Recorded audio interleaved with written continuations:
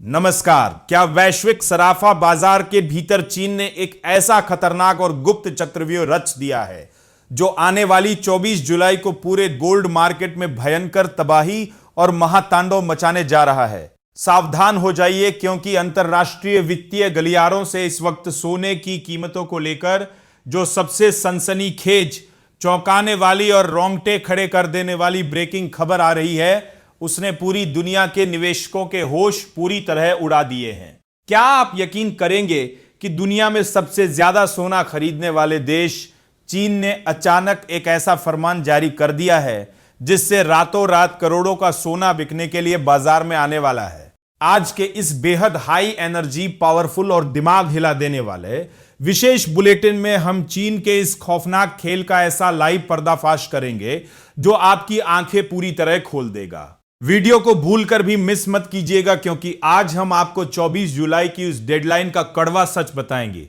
जिसे जाने बिना अगर आपने सोने में पैसा लगाया तो आप बहुत बड़ी आफत का शिकार हो सकते हैं। इस वक्त की सबसे बड़ी और शॉकिंग अपडेट सीधे मल्टी कमोडिटी एक्सचेंज यानी MCX के लाइव ट्रेडिंग फ्लोर से आ रही है, जहां 6 जुलाई को 5 अगस्त साल 2026 की डिलीवरी वाला सोना 463 रुपये की गिरावट के साथ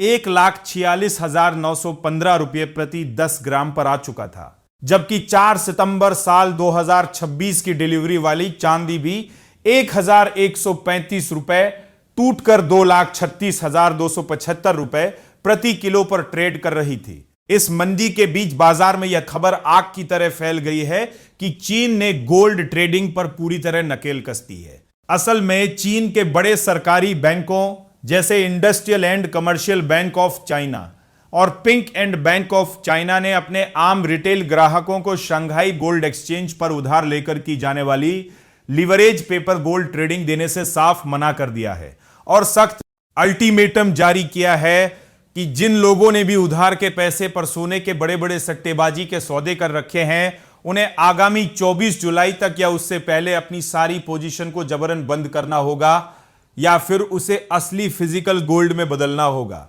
अब जरा इस पेपर गोल्ड के उस खतरनाक खेल को समझिए जिसके दम पर बाजार को उंगली पर नचाया जाता था। मान लीजिए किसी निवेशक के पास सिर्फ $10,000 है तो बैंक या ब्रोकर उसे उधार देकर $50,000 या $1,00,000 के बराबर का सोना खरीदने की छूट दे देते थे, जिसे आर्थिक भाषा में लीवरेज कहते हैं। कम पैसे में यह बड़ी सट्टेबाजी जब तक मुनाफा देती है तब तक तो ठीक है, लेकिन जैसे ही बाजार गिरता है तो नुकसान कई गुना बड़ा हो जाता है और इसी वजह से 1 किलो असली सोने के पीछे बाजार में कई गुना ज्यादा फर्जी कागजी सोने के सौदे घूम रहे थे। चीन की सरकार ने पहले रियल एस्टेट, फिर शेयर बाजार, फिर क्रिप्टो करेंसी और अब सोने के बाजार से इस अत्यधिक जोखिम वाली सट्टेबाजी को जड़ से खत्म करने का मन बना लिया है, जिसका सीधा असर यह होगा कि छोटी अवधि में 24 जुलाई से पहले बाजार में चौतरफा बिकवाली का एक भयंकर दौर आ सकता है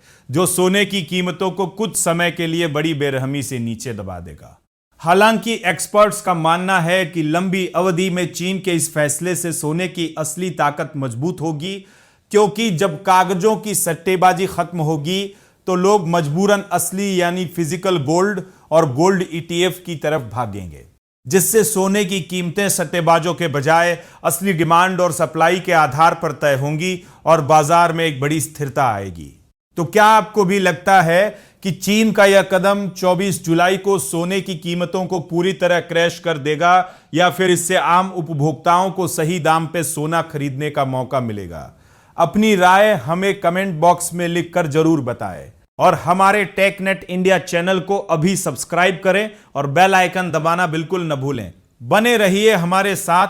यह वीडियो सिर्फ एजुकेशनल मकसद के लिए है। इन्वेस्ट करने से पहले कृपया अपने फाइनेंशियल एडवाइजर से सलाह लें। नमस्कार, धन्यवाद।